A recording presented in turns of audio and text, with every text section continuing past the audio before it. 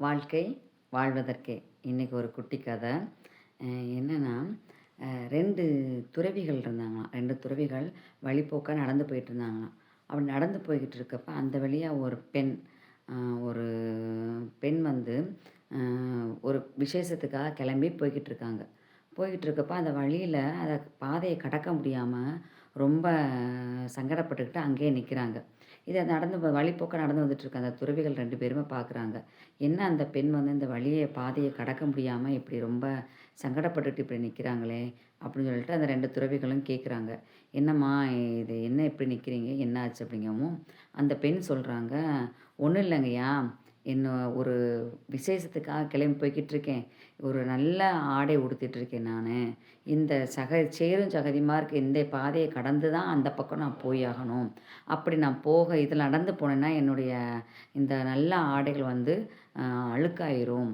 அப்படி சேரும் சகதியுமா ஆயிடுச்சுன்னா அந்த விசேஷத்தை விட்டுக்க அதோட போகிறதுக்கு சங்கடமாக இருக்குது. எப்படி போய் இந்த பாதையை கடந்து நான் போகிறதுன்னு தெரியாமல் நான் இங்கே நிற்கிறேன் அப்படின்னு சொல்லி அந்த பொண்ணு சொல்லியிருக்காங்க.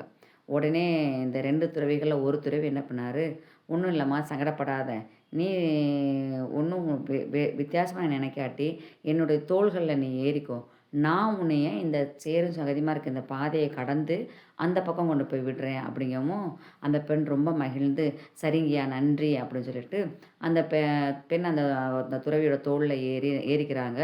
அந்த துறவியும் கொண்டு போய் அந்த பாதையை கடந்து அந்த பக்கம் போய் விட்டுறாங்க. விட்ட பின்னாடி அப்போ 2 துறவிகளும் நடந்து போக ஆரம்பிச்சிடுறாங்க. போய் அவங்க வேலையை எதுக்காக போனாங்களோ அந்த வேலையை முடிச்சுட்டு திரும்பி வந்துட்டுருக்காங்க. வர்றப்ப அந்த அந்த பெண்ணை தூக்கிட்டு போனார்ல, அந்த துறவி கேட்குறாரு இன்னொருத்தர்ட்ட, என்ன நீங்கள் அப்போ இருந்து நீங்கள் ஒரு மாதிரி வித்தியாசமா அமைதியாகவே வர்றீங்களே, என்ன ஆச்சு, உங்களுக்கு எதுவும் உடம்புக்கு முடியலையா என்ன அப்படின்னு கேட்குறாங்க. கேட்கவும் அந்த துறவி சொல்கிறாரு, ஒன்றும் இல்லை, எனக்கு கொஞ்சம் மன சங்கடமாக இருக்குது அப்படின்னாரு.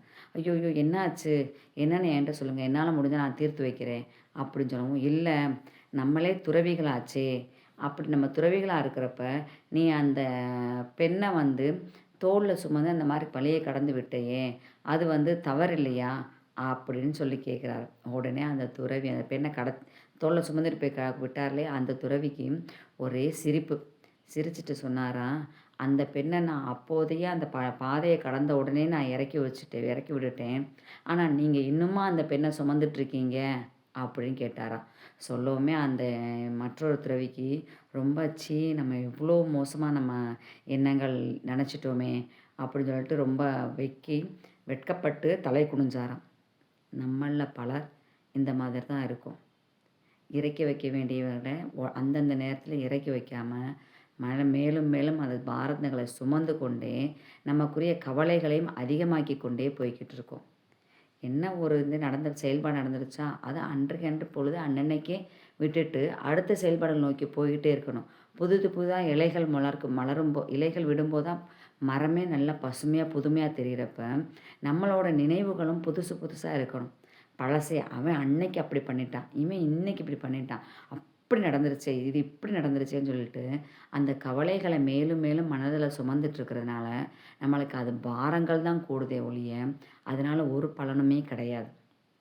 அதனால் நம்ம மனதில் இருக்கும் பாரங்களை அன்றென்றே இறக்கி வைத்துவிட்டு ஒவ்வொரு நாளும் புது ஆளாக நம்ம விழித்து கொண்டு இருந்தோம்னால் வாழ்க்கை ஒன்றென்றுமே இனிமையாக அமையும். வாழ்க்கை வாழ்வதற்கே.